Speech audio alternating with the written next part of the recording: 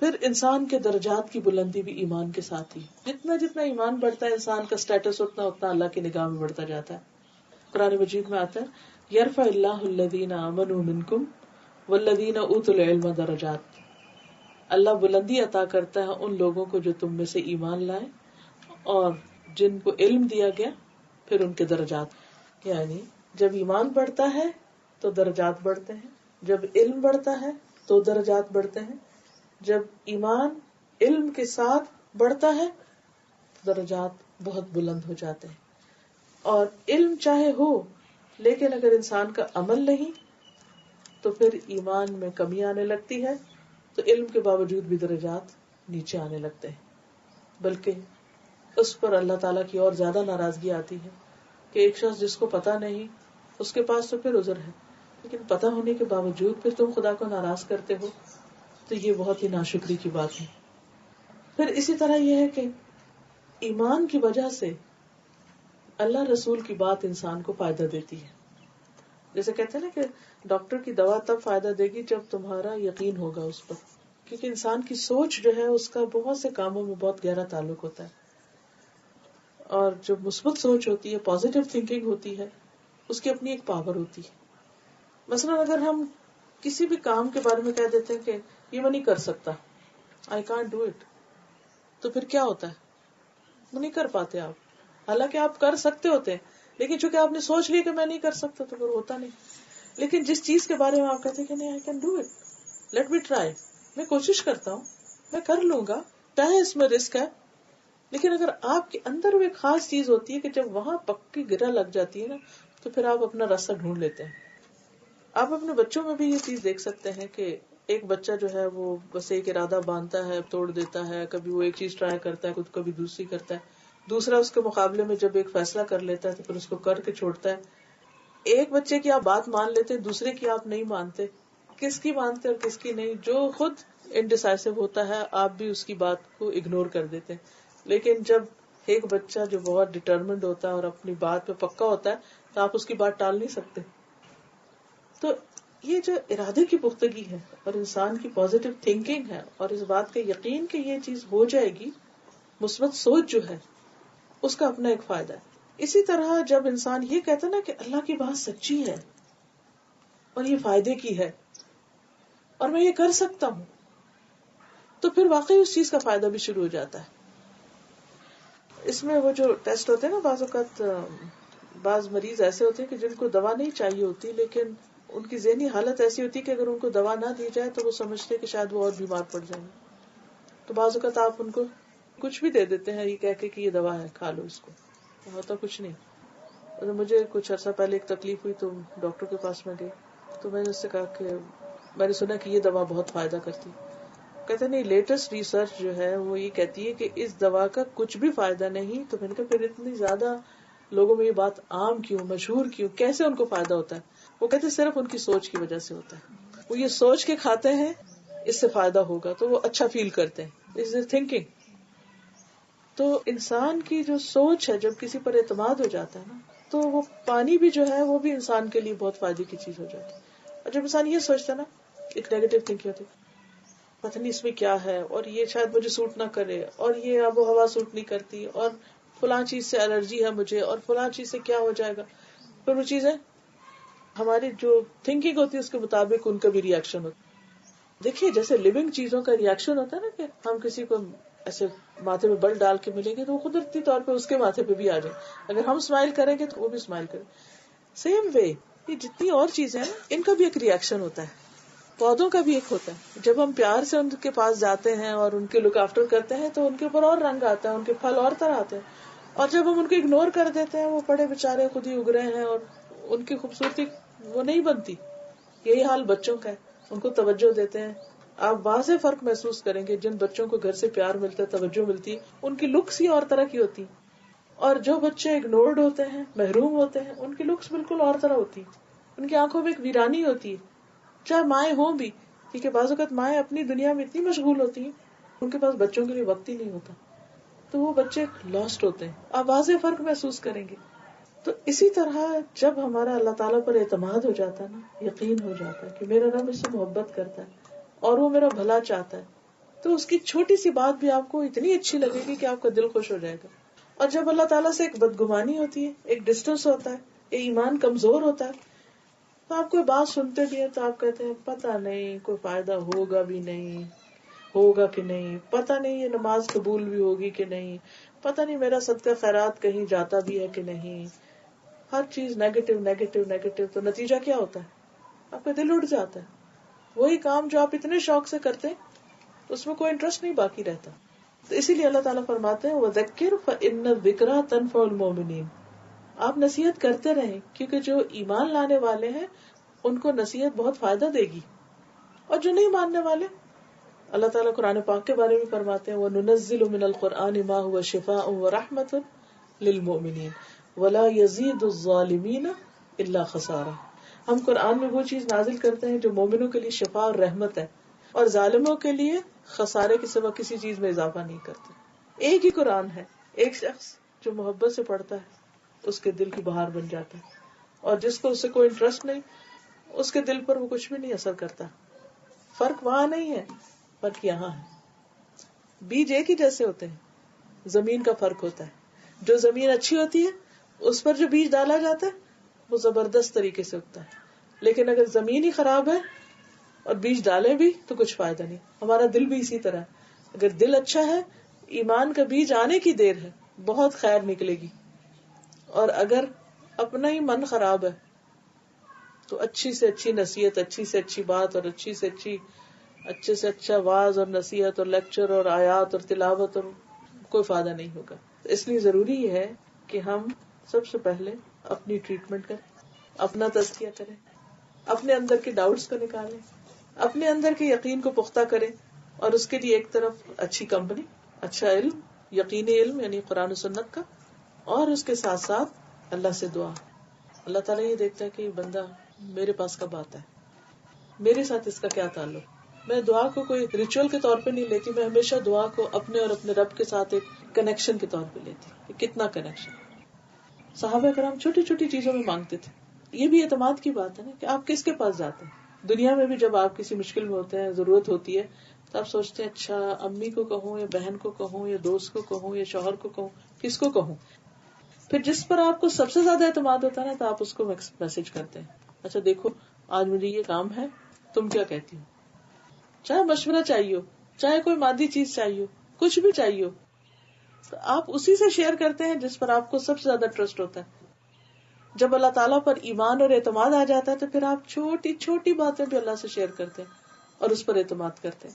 یہی دراصل ایمان ہے. پھر اس کے بعد انسان کے اندر صبر اور شکر بھی آ جاتا ہے, پھر ایک سکون اور خوشی اس کو حاصل ہوتی ہے.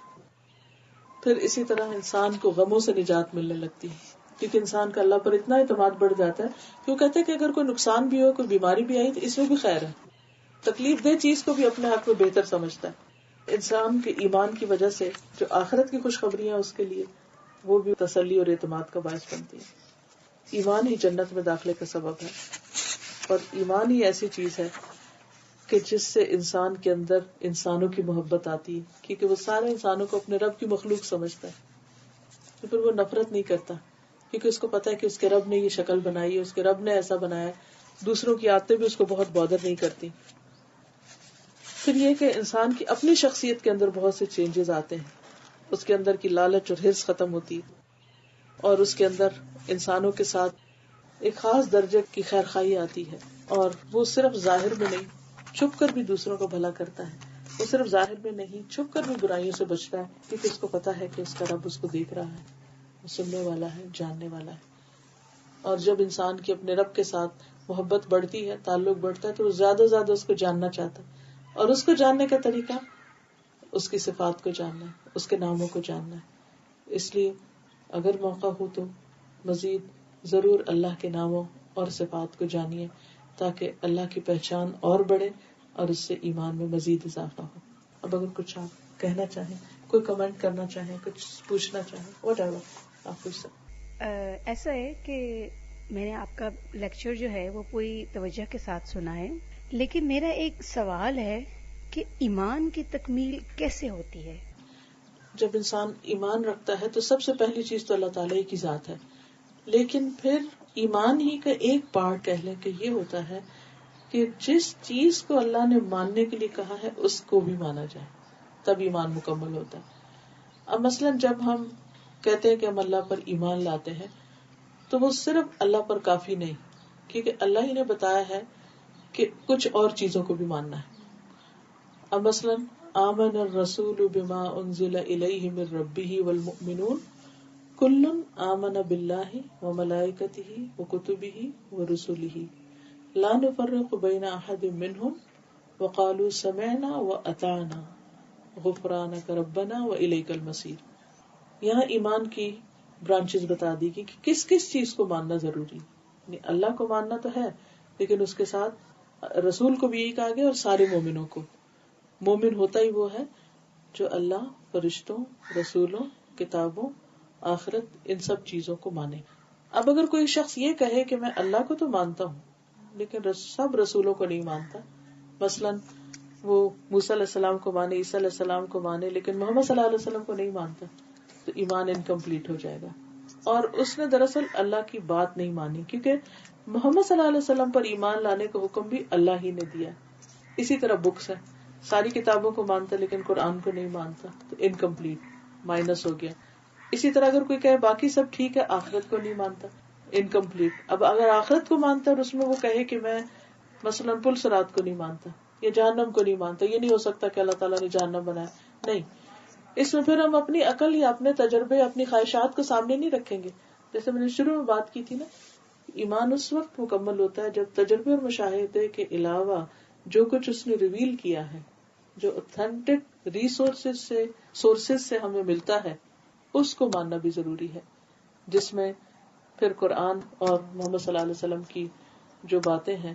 کیونکہ پچھلے جتنے بھی انبیاء آئے ہیں اور کتابیں آئی ہیں وہ بھی برحق تھے، کیونکہ شروع میں سورۃ البقرہ کیا آتا ہے، والذین یؤمنون بما انزل الیک وما انزل من قبلک. مومن وہ ہوتا ہے جو اس کو مانے جو آپ پر اتارا گیا اور جو آپ سے پہلے اتارا گیا. اب آپ دیکھیے کہ دنیا میں اس وقت جتنے بھی الہامی ریلیجنز ہیں، جوز ہیں، کرسچنز ہیں، مسلمز ہیں. جوز جو ہیں وہ موسیٰ علیہ السلام کو صرف مانتے ہیں، عیسیٰ علیہ السلام کو نہیں مانتے، محمد صلی اللہ علیہ وسلم کو نہیں مانتے. کرسچنز جو ہیں وہ موسیٰ علیہ السلام کو مانتے ہیں لیکن محمد صلی اللہ علیہ وسلم کو نہیں مانتے. صرف مسلمز ایسے ہیں کہ جو عیسیٰ علیہ السلام کو بھی مانتے ہیں، موسیٰ علیہ السلام کو بھی مانتے ہیں، باقی پیغمبروں کو بھی اور محمد صلی اللہ علیہ وسلم کو بھی. تو ایمان اس وقت تک مکمل نہیں ہوتا جب تک وہ نہ مانا جائے جس کو اللہ نے ماننے کے لیے کہا ہے. پرسنل ایکسپیرینس ہو سکتے ہیں لیکن وہ پارشل ہے، کمپلیٹ نہیں ہے. جب تک یہ سائیکل کمپلیٹ نہیں ہوتا اس وقت تک انسان اس کا لطف نہیں اٹھا سکتا. جی ڈاکٹر صاحب، آپ کا بہت شکریہ. آپ سے بہت اچھی اچھی باتیں سننے کو ملی جو انشاءاللہ تعالی ہمارے لیے مشعل راہ ہوں گی. میرا کوشچن آپ سے یہ ہے کہ کیا ہمارے عمل کے لیے صرف قرآن کافی نہیں ہے؟ ہم حدیث یا سنت پر عمل کیوں کریں؟ کیا یہ ضروری ہے؟ اور اگر یہ ضروری ہے تو اس کی دلیل کیا ہے؟ جیسے ہم پڑھتے ہیں لا الہ الا اللہ اور اس کے ساتھ ہی پڑھتے ہیں محمد الرسول اللہ. جو شخص صرف اتنا پڑھتا ہے نا، لا الہ الا اللہ، اونلی فرسٹ پارٹ، ایمان مکمل نہیں ہوتا. کیونکہ پہلا جو کلمہ ہے اسی کا حصہ ہے محمد الرسول اللہ. اس کی ضرورت کیوں ہے کہ ہم لا الہ الا اللہ کافی کیوں نہیں؟ کیونکہ بہت سے لوگ ایسے ہیں کہ جو اللہ کو ایک مانتے ہیں لیکن وہ محمد صلی اللہ علیہ وسلم کو نہیں مانتے. محمد صلی اللہ علیہ وسلم کو ماننا اس لیے ضروری ہے کہ جیسے کہ پہلے میں نے یہ عرض کیا تھا کہ مثلاً آپ بیمار ہیں تو آپ کو ڈاکٹر چاہیے، آپ گھر بنانا ہے تو آپ کو آرکیٹیکٹ چاہیے، انجینئر چاہیے. اسی طرح آپ کو دین سمجھنا ہے تو استاد چاہیے، آپ کو پروفٹ چاہیے. جب تک پروفٹ نہیں ہوگا کوئی بھی انسان ڈائریکٹ ریولیشن نہیں لے سکتا، کیونکہ وہ اس قابل ہی نہیں ہے. ہر ایک اپنی اپنی نہیں لے سکتا. اس طرح تو ہر کوئی اپنے اپنے طریقے پہ چل پڑے گا اور وہ سمجھے گا کہ میں ٹھیک ہوں. اللہ تعالیٰ نے ایک طریقہ بنایا. پہلا انسان کو جب زمین پر اتارا تو ان کو ساتھ ہی پیغمبر بھی بنایا اور کہا کہ میری طرف سے جب تمہارے پاس کوئی ہدایت آئے گی تو جو میری ہدایت کی پیروی کرے گا اس پر خوف اور غم نہیں ہوگا. اس کا مطلب یہ کہ ڈے 1 سے اللہ تعالیٰ نے ہدایت اتارنے کا ذریعہ بتا دیا. اور وہ کس پر اترے گی؟ پیغمبروں پر. اور پیغمبر کون ہوں گے؟ وہ بھی انسان ہوں گے. اور آخری پیغمبر کون ہے؟ محمد صلی اللہ علیہ وسلم ہے. محمد صلی اللہ علیہ وسلم کو اللہ تعالیٰ نے قرآن پاک میں فرمایا ہے وَأَنزَلْنَا إِلَيْكَ الذِّكْرَ لِتُبَيِّنَ لِلنَّاسِ مَا نُزِّلَ إِلَيْهِمْ کہ ہم نے آپ کی طرف یہ ذکر یعنی قرآن نازل کیا ہے تاکہ آپ لوگوں کو بیان کریں، ایکسپلین کریں کہ ان کی طرف کیا اتارا گیا.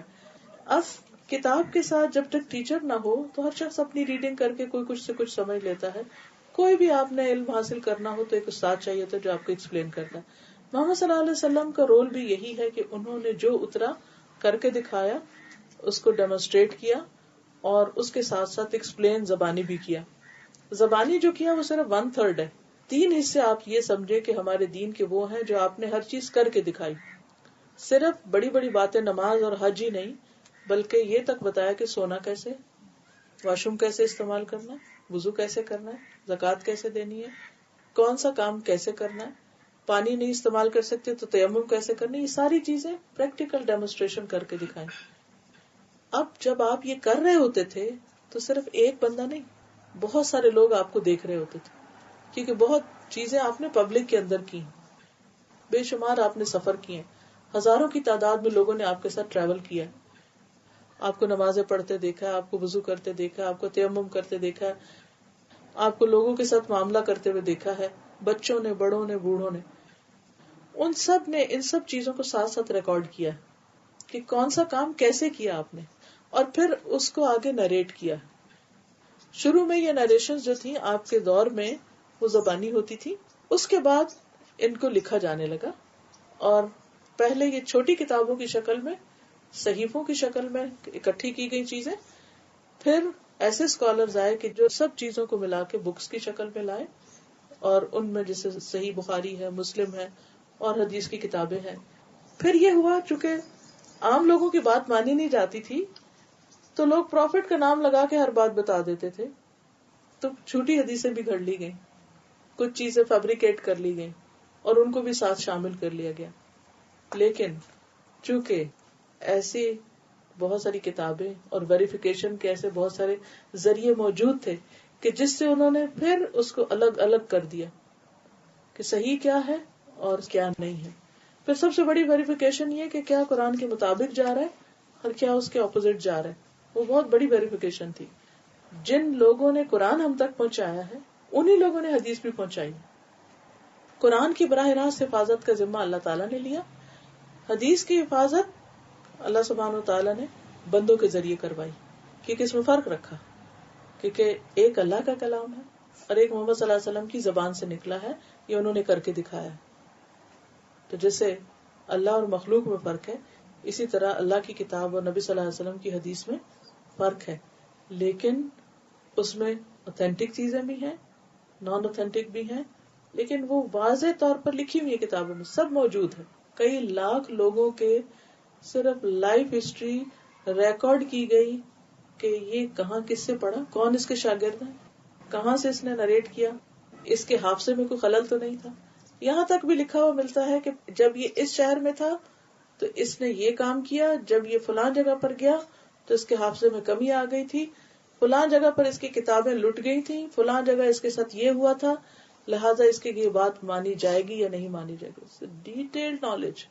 میں نے پی ایچ ڈی اسی میں کی ہوئی ہے کیونکہ میرے اپنے ذہن میں بہت زیادہ سوال اٹھتے تھے. قرآن سے تو ایک محبت تھی لیکن ہمیشہ کوشچن اٹھتے تھے کہ اچھا ہر وقت یہ پریشانی تھی، پتہ نہیں یہ ٹھیک ہے کہ نہیں، پتہ نہیں یہ ٹھیک ہے نہیں. تو میں خود ان ڈیپتھ یہ پڑھنا چاہتی تھی کہ کیا ٹھیک ہے اور کیا نہیں، سورسز کیا ہیں، کون کون سے میتھڈز ہیں کہ جن کے ذریعے حدیث نریٹ ہو کے ہم تک پہنچی، وہ لوگ کون تھے، ان کے لیونگ کیسی تھی، ان کی نریشنز کیسی تھی. تو یہ پوری ایک سائنس ہے، اس کو حدیث سائنسز کہتے ہیں. اور الحمدللہ اللہ تعالیٰ نے، چونکہ یہ آخری دین تھا ہمارے لیے، دین اسلام، اور لوگوں کو ایک وے آف لائف دینا تھا، تو وہ صرف ایک کتاب کے ذریعے نہیں ہو سکتا تھا. تو نبی صلی اللہ علیہ وسلم کی سیرت اور سنت کے ذریعے وہ چیزیں ہم تک پہنچائی گئی. اور خود اللہ تعالیٰ نے فرمایا کہ ما آتاکم الرسول فخذوہ، جو رسول تمہیں دے اس کو لے لو، اور جس سے وہ روکتے ہیں اس سے رک جاؤ. یہ خود اللہ کا حکم ہے. اور بہت جگہ آپ کو قرآن مجید میں ملے گا اطیعوا اللہ و اطیعوا الرسول، اللہ کی اطاعت کرو اور رسول کی اطاعت کرو. یہ خود اللہ تعالیٰ کا حکم ہے. ڈاکٹر صاحبہ میرا ایک سوال ہے کہ کیا زکوٰۃ کا پیسہ کسی بھی ہاسپٹل میں دیا جا سکتا ہے؟ اگر چیریٹی ہاسپٹل ہے پھر تو لگ سکتا ہے، لیکن اگر پبلک ہاسپٹل ہے جس میں لوگ جا کے اپنا علاج کرائیں گے اور پیسے بھی دیں گے, تو اس میں نہیں لگتا. انہوں نے کچھ سسٹم بنایا ہوا ہوگا کہ جس میں غریبوں کے علاج کے لیے انہوں نے فنڈز الگ کیے ہوئے ہوں گے, اس میں نہیں دے سکتے, لیکن جو غریب وہاں پر پیشنٹس آئیں گے ان کو آپ دے سکتے ہیں, اس میں کل 100% دے سکتے جو افورڈ نہیں کر سکتے. ایکچولی مجھے اس کا ورکنگ نہیں پتا کہ وہاں کون آتا ہے, کیا کرتا ہے. مثلا ایک شخص جو افورڈ کر سکتا ہے وہ ایک ایسی فیسلٹی سے فائدہ اٹھا رہا ہے کہ جو تو اس میں نہیں. مریض جو ہیں ان کے اوپر لگ سکتی ہے, بہت ایکسپینسو علاج ہوتے ہیں بعض اوقات اور لوگ اس کو افورڈ نہیں کر سکتے تو ان کو دے سکتے ہیں. قرآن مجید میں لکھے ہوئے 8 کیٹیگریز جو ہیں زکوٰۃ کی, ان میں یہ کیٹیگری نہیں ہے. تقسیم میں زکوٰۃ جو ہے وہ اللہ نے خود کی ہے, کس کس کو دینا ہے. اس میں دیکھیے کہ اسلام نے ہمیں ایک جنرل رول دیا ہے جو کسی کے لیے بھی اپلائی ہوتا ہے کہ تم میں سے کوئی شخص مومن نہیں ہو سکتا جو اپنے مسلمان بھائی کے لیے وہ پسند نہ کرے جو اپنے لیے کرتا ہے. دس از دا کرائیٹیریا. کسی کے ساتھ بھی آپ کو ڈیل کرنا ہو, فارگیٹ اباؤٹ اس وقت سسرال ہے, بہو ہے, ساس ہے, نند ہے, کوئی بھی ہے, ABCD کوئی بھی. ابھی ایمان کی بات ہو رہی تھی نا. ایمان کیا ہے کہ جب تک آپ دوسرے کے لیے وہ نہیں چاہتے جو اپنے لیے چاہتے ہیں آپ مومن نہیں. آپ مثلاً ایک بہو کی حیثیت سے کسی گھر میں جاتے ہیں اور ادھر آپ کا بھائی اپنی بیوی لے کر آپ کے پیرنٹس کے گھر آتا ہے. آپ اپنے پیرنٹس کو چھوڑ کر آئے, کیا چاہتے ہیں کہ جو آنے والی لڑکی ہے وہ ان کے ساتھ کیا کرے, مرسیفل ہو, کیئرنگ ہو, لونگ ہو. اب جو ادھر چاہ رہے ہیں نا اپنے پیرنٹس کے لیے, وہ کسی کے پیرنٹ کے لیے آپ کو ادھر چاہنا ہے. جب وہ ایک خیر خواہی آ جاتی ہے نا اور کیئر آتی ہے اور لو آتا ہے تو وہ خود ہی سکھا دیتا ہے اب مجھے کیا کرنا ہے, اب دوسرے کی نیڈ کیا ہے. ہسبینڈ وائف کے ریلیشن شپ میں بھی جتنے بھی لیگلٹیز ہیں, رائٹس ہیں, ریسپانسبلٹیز ہیں, واٹس ایور, لیکن میں سمجھتی ہوں کہ جب تک انسان انسانیت کے لیول پہ یہ نہیں سوچتا کہ اس وقت دوسرے بندے کی کیا ضرورت ہے, کبھی بھی ریلیشن شپ اچھا نہیں ہو سکتا. میں نے اپنی زندگی میں یہی ایک اصول اپنایا ہے, کسی وقت کسی کے ساتھ شکایت بھی ہو جائے تو میں ہمیشہ یہ سوچتی ہوں کہ اس وقت میں اس کی جگہ ہوتی تو میں کیا چاہتی ہوں, مجھے کیسے ٹریٹ کیا جائے. میں اپنے لیے چاہوں گی کہ مجھے معاف کر دیا جائے, میں بھول گئی تھی, مجھ سے غلطی ہوگی. اب اگر سامنے والا مجھ سے معافی مانگ رہا ہے تو مجھے بھی کر دینا چاہیے. اب میں یہ غلطی کئی دفعہ کرتی ہوں, اگر اس نے بھی کئی دفعہ کی ہے چھوڑو, اب اس کو جانے دو. ایک تو یہ دی گئی. دوسری ایک بنیاد یہ دی گئی کہ تم کچھ بھی کرو گے, اگر ایک ذرے کے برابر بھی کسی کے ساتھ احسان کرو گے, نیکی کرو گے, تو وہ تمہیں واپس دی جائے گی. تمہارے ساتھ وہی کیا جائے گا جو تم کسی کے ساتھ کر رہے ہو. جو کسی کے لیے کنواں کھودے گا خود اس میں گرے گا. اس کا مطلب نہیں کہ اسی میں ہی گرے گا, اس جیسا کوئی اور آ جائے گا رستے میں. کسی کو چیٹ کر رہے ہو تو میں کوئی چیٹ کرے گا. پچھلے دن یوٹیوب پہ ایک بڑی اچھی سی چھوٹی سی کلپ تھا, وہ بیٹے نے مجھے بھیجا. اس میں کیا تھا کہ ایک بچہ اسکیٹنگ کر رہا ہے اور وہ گر جاتا ہے, تو ایک اس کو آ کے اٹھاتا ہے, اور پھر جب بچہ اٹھتا ہے تو آگے جاتا ہے, تو اس نے پار کرنا ہوتا ہے, سڑک پار کرنا, تو ایک بوڑھی خاتون کو, تو وہ اس کو پار کروا دیتا. تو آگے جاتا ہے تو بوڑھی خاتون آگے کسی کی ہیلپ کرتی, تو وہ کسی کی وہ پورا کرتے کرتے چین, وہ جس نے پہلے بندے نے جو مدد کی تھی اس تک وہ خیر آ جاتی. اتنی حیران کرتی, امیزنگ. چھوٹا سا کلپ ہے لیکن سائیکل ہے پورا, امیزنگ. اللہ تعالیٰ کا وعدہ ہے, تم کسی کے ساتھ بھلائی کرو گے وہ تم تک ضرور لوٹے گی. اللہ ذرے برابر بھی کسی کی ایفرٹ کو ضائع نہیں کرتا. جو بیج تم بوگے اس میں سے جیسا بوگے, تم پھول لگاؤ گے تو پھول اگیں گے, کانٹے اگاؤ گے تو کانٹے اگیں گے. تم کسی کے ساتھ اچھا کرتے ہو تو سمجھو پھول لگائے اپنے لیے, اور اگر برا کرتے ہو سمجھو کانٹے اگائے اپنے لیے. ان دو چیزوں کی بنیاد پر اگر آپ کسی کے ساتھ بھی کرتے ہیں کہ چلو چھوڑو, اگر اس نے مجھے نہیں جواب دیا, نہیں بدلہ دیا, میرا رب ہے مجھے بدلہ دینے والا, کافی ہے مجھے, وہ نہیں ضائع کرے گا. بندے نہیں کیئر کر رہے, بندے نہیں قدر کرتے, وہ ہے قدر کرنے والا. یہاں سے نہیں ملا کہیں اور سے ملے گا. ہو سکتا ہے وہاں مجھے اس کی اس سے زیادہ ضرورت ہو. بعض اوقات ہم چاہتے ہیں انسٹنٹ گریٹیفیکیشن چاہتے ہیں, انسٹنٹ ریوارڈ چاہتے ہیں. اچھا میں نے اس کو یہ نیچے سے کچھ اٹھا کے دیا تو اب میرا گرا تو وہ کیوں نہیں آئی ابھی جلدی سے. نہیں, ضروری نہیں ہے کہ وہ اٹھائے, یہ بھی اٹھا سکتے ہیں. مجھے تو اصل مقصد تو یہ نا کہ وہ ہیلپ ہو جائے, وہ کہیں سے بھی ہو جائے گی. معاملہ اس پہ چھوڑو, بندوں پہ نہیں چھوڑو, کیونکہ جب ہم بندوں سے چاہیں گے نا, بندے بےچارے بہت ہی فقیر ہیں, نہیں دے سکتے, ان کی اپنی ضرورت پوری نہیں ہوتی, ہماری کہاں سے کریں گے. تو دو چیزیں، ایک جو کچھ کرو اللہ کے لیے کرو، اس سے بدلہ چاہو، دوسرے کے لیے وہ چاہو جو اپنے لیے چاہتے ہیں. تو انشاءاللہ تعالیٰ اس میں پھر جب ہم اپنے مثلا جاب کر رہے ہیں، کام کر رہے ہیں، ہم خود نہیں وہ سب کر سکتے، کسی اور کا بندوبست کر دیں، کسی بہن بھائی کو توجہ دلا دیں، دیکھیں دیکھو میری اس وقت مصروفیت ہے، تم پہنچ جاؤ. بالکل ایسے جیسے اپنے بچوں کے لیے کرتے ہیں. دیکھیے جب ہم کام کرتے ہیں یا کچھ بھی تو ہمارے بچے بھی تو بعض اوقات اگنور ہوتے ہیں، تو پھر ہم ان کا بھی بندوبست کرتے ہیں. تو اسی طرح اگر اپنے ماں باپ یا سسرال کے ماں باپ یا بہن بھائی یا نند دیور نیبرز کوئی بھی سو ایور، مسلم نان مسلم، دوست دشمن کوئی بھی ہمیں مل کے رہے گا. دیکھیے ہمارے یہاں نا اسلام اور کلچر کو مکس کر لیا گیا ہے، ٹھیک ہے نا، کیونکہ بہت ساری چیزیں اسلام نے 1 2 3 کر کے نہیں بتائی کہ یہ تمہاری رسپانسبلٹی اور یہ رسپانسبلٹی. کیونکہ اس سبجیکٹ پہ میں نے کافی پڑھا، کہیں مجھے ایز اے چیپٹر یا ایز اے سبجیکٹ کسی قرآن کی آیت میں یا حدیث میں یہ نہیں لکھا ہوا ملا کہ تمہارے سسرال کے تمہارے اوپر یہ حقوق ہیں، یہ فرائض ہیں. ہاں یہ آیت ضرور ملتی ہے کہ اس نے تمہیں پیدا کیا تو اس نے ہی نسب اور سحر بنائے. جہاں نسب کا ذکر کیا گیا یعنی پیرنٹس کا ذکر کیا گیا، وہیں سحر سسرال کا ذکر کیا گیا.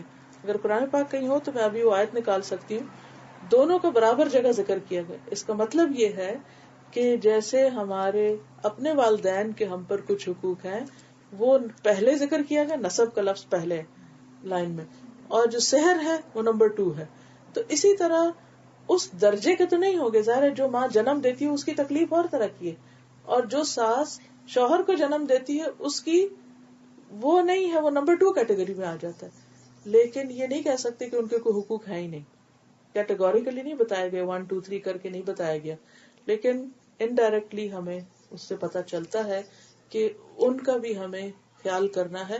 اور احسان کے درجے میں میں نے کیوں بات کی ہے، قرآن مجید میں جہاں بھی پیرنٹس کا ذکر آیا ہے، ٹھیک ہے، وہاں ایک ہی لفظ آیا ہے، وَبِالْوَالِدَيْنِ احسانا، کہ والدین کے ساتھ احسان کرو.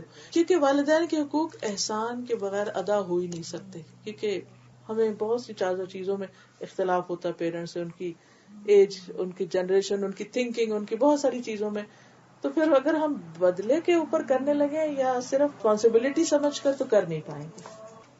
جی ڈاکٹر صاحب، میں آپ سے یہ معلوم کرنا چاہتی ہوں کہ شوہر کی اطاعت کس حد تک بیوی پہ فرض ہے، اور کیا ہر معاملے میں جو ہے وہ شوہر کی بات ہی مانی جائے گی؟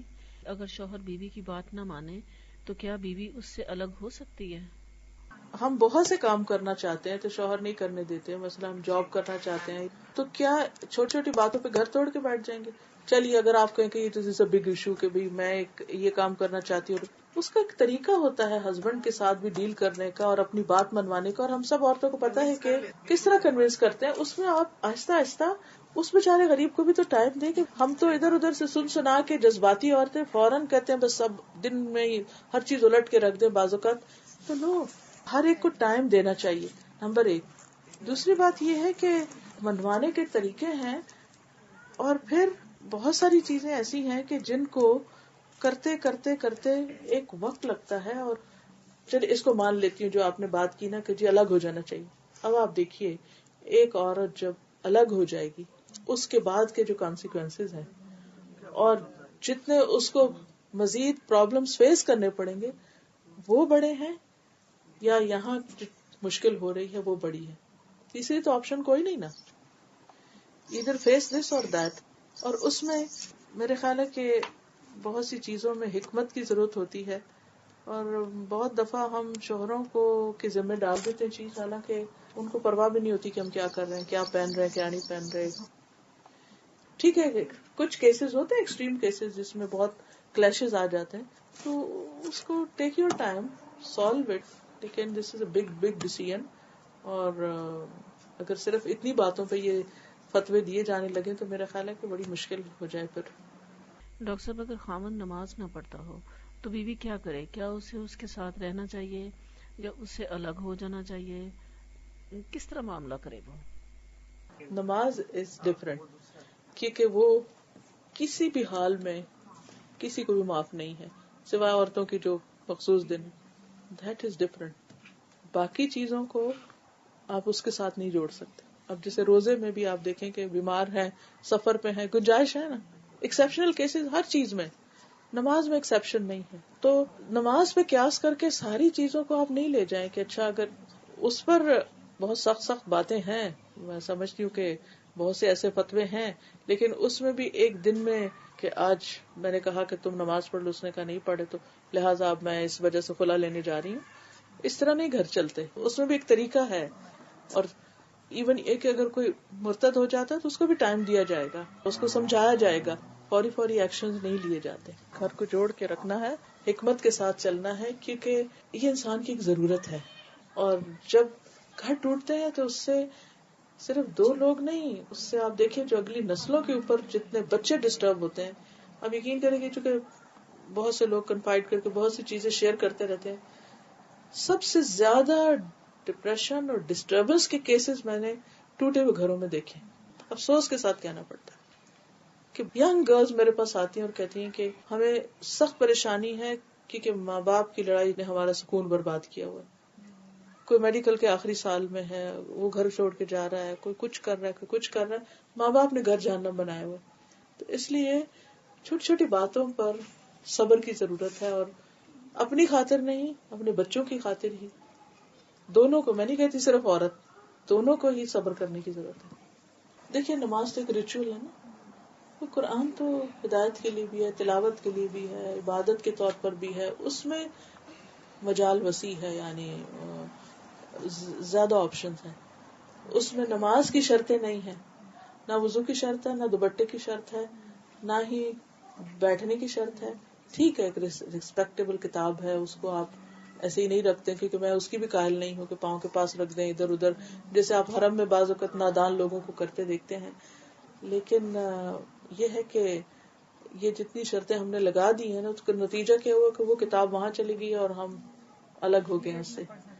پڑھ سکتے ہیں جی. اس کو مطلب یہ کہ جیسے ایک ہوتی ہے نا، ایک فیلنگ ہوتی ہے کہ کاغذ رکھ لیں، ٹیشو رکھ لیں، کچھ رکھ لیں. میرے پاس ایک کوشچن تھا، میرے بیٹے نے پوچھا کہ فوٹوگرافی اور ویڈیو بنا سکتے ہیں کہ نہیں، اور اگر بنا سکتے ہیں تو کس چیز کی بنا سکتے ہیں؟ کسی بھی چیز کے کرنے کا مقصد معلوم ہونا چاہیے کہ کیوں کر رہے ہیں. ہماری زندگی بھی قیمتی ہے، ہمارے ریسورسز بھی قیمتی ہیں. ایسے ہی فضول میں یہ بنا لو وہ بنا لو، یا پھر ایسی چیزوں کی جن کی ضرورت نہیں ہے یا کوئی مقصد نہیں ہے، یا بعض اوقات بنا کے وہ کمپیوٹر بھرے ہوئے ہیں، البم بھرے ہوئے ہیں، کس کے پاس ٹائم ہے دوبارہ ان کو دیکھنے. یا پھر ایسی چیزیں جو انسان کو کسی بھی طرح اصل زندگی کے مقصد سے یا پروڈکٹیوٹی سے ہٹا رہی ہوں، تو ان چیزوں پہ کچھ بھی بنایا جائے گا تو کسی پرپز کے لیے بنایا جائے گا. اور کیمرہ اور ویڈیو جو ہے اس کا جو ہے حکم فرق ہے اس سے جو ہاتھ سے بنایا جاتا ہے. ہاتھ سے بنانے کی ممانعت ہے، الا یہ کہ اضطراری کیفیت ہو، کہ جیسے تعلیم کے مقاصد میں ہو یا کچھ صرف ایک شوق کے طور پر نہ ہو. اور میوزک کے جی میوزک از ایبسولوٹلی حرام، اور there are kinds of music. And adding the dholki. Kind of دف کا ملتا ہے کہ نبی صلی اللہ علیہ وسلم کی موجودگی میں آپ لیٹے ہوئے تھے اور بچیاں دف بجا رہی. دف آپ نے دیکھا کہ وہ جو ایک طرف سے ہوتا ہے جیسے چھلنی نہیں ہوتی اس کی طرح کا. نہیں سب کچھ تھا، کون کہتا کہ نہیں تھا. ٹھیک ہے، اتنے اس میں دیکھا جائے گا کہ کیا بول رہے ہیں آپ، شادی میں بول کے آ رہے ہیں، کیونکہ شرک نہ ہو، تکبر نہ ہو، فخر نہ ہو، کیونکہ جھوٹ نہ ہو. کیونکہ نبی صلی اللہ علیہ وسلم کے پاس جب بچیاں وہ شعر پڑھ رہی تھی تو ان میں پڑھتے پڑھتے اس ایک بچی نے کہا ہمارے بیچ میں ایک ایسا نبی آیا جو کل کی خبر جانتا ہے. تو آپ نے روک دیا. آپ نے کہا نہیں یہ مت کہو. اب دیکھیں ہمارے یہاں بعض نعتیں ایسی ہیں جس میں حضور صلی اللہ علیہ وسلم کے ساتھ ایسی باتیں منسوب کر دی جاتی ہیں کہ جو آپ کی شان کے خلاف ہے. وہ ایک ہم جگہ پہ گئے تھے، آپ بھی تھی وہاں پر، تو انہوں نے بتایا تھا کہ اللہ تعالیٰ کے عرش پہ لکھا ہوا تھا لا الہ الا اللہ محمد رسول اللہ. تو حضرت آدم علیہ السلام کو اللہ تعالیٰ نے کہا کہ یہ تمہارا پہلا مہر ہے، حق مہر پہلا وہیں سے دیا گیا. Is it true? میرے علم میں ایسا میں نے کہیں نہیں پڑھا. میرا علم بہت کم ہے. میں نہیں دعویٰ کرتی کہ میں سب کچھ جانتی ہوں، لیکن کہیں ایسا پڑھا نہیں. تو انہوں نے یہ نہیں بتایا تھا کہ کہاں، بٹ انہوں نے ساروں کو یہ بات بتائی تھی. تو مجھے اس دن سے میں ونڈر کر رہی تھی کہ یہ بات سچ ہے کہ نہیں ہے. دیکھیے مہر تو ہوتی ہے ایک چیز جو دینے کی ہوتی ہے نا، کوئی لکھی ہوئی چیز جو عرش پہ لکھی ہوئی ہے وہ کسی کو مہر کے اللہ کے عرش پہ لکھا ہوا ہے لا الہ محمد رسول اللہ. کہیں نہیں میں نے پڑھا. میں نے کہیں نہیں پڑھا، نہ کبھی سنا ہے نہ پڑھا ہے. وآخر دعوانا ان الحمد للہ رب العالمین.